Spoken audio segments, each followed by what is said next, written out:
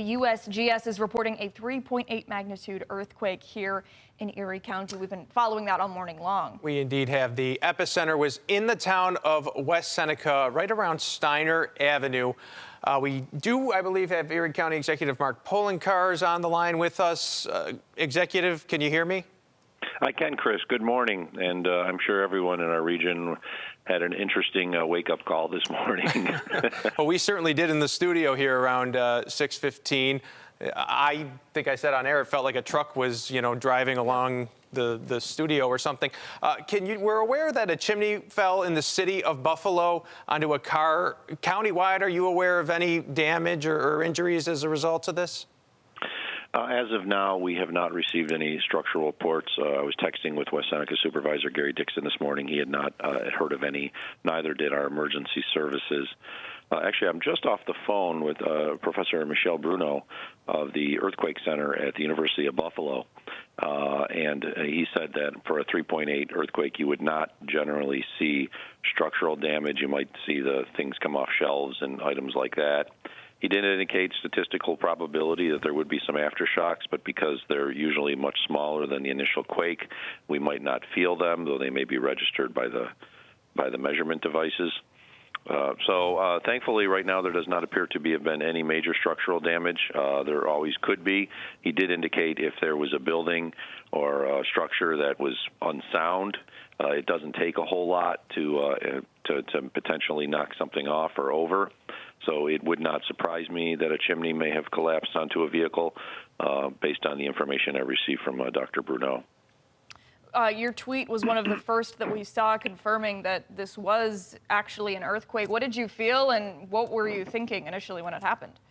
Well, I actually was awake, but I hadn't left my bed yet, and I felt it, and it was like about a 2-second shudder, and it shook the house. I thought, well, either my house got hit by a vehicle, or there was an exceptionally strong wind gust. So I jumped up, looked out the window, and I didn't see it windy, so I'm thinking that's kind of strange. Went to the front of the house and didn't see anything that looked like a vehicle might have hit it. And then I started getting some text messages from other people that, did you feel this? And very quickly it was confirmed that an earthquake had hit. I was on the phone with our Deputy Commissioner for Homeland Security Emergency Services, Greg Butcher. He confirmed it in Grand Island and said they had already received numerous reports from as far north as Niagara Falls and as far south as Orchard Park. Now we know, of course, people further south and north felt it. So our first indication was, okay, how bad? If I felt that in my house, was it worse somewhere else?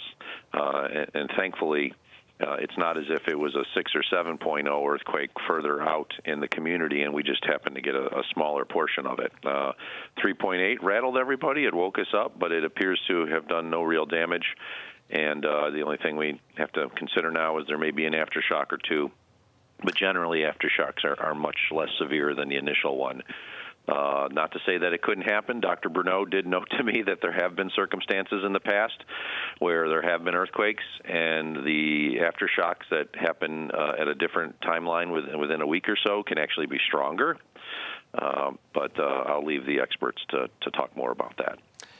Executive, I want to ask you about something else unrelated to the earthquake, if I can, and I'm springing this on you, so forgive me for putting you on the spot. We are aware in Cheektowaga this morning, an officer was injured by what police in Cheektowaga say was a vehicle during a vehicle pursuit. Do you have any information on that, maybe information on the condition of that Cheektowaga officer? I can't offer anything at this point, Chris.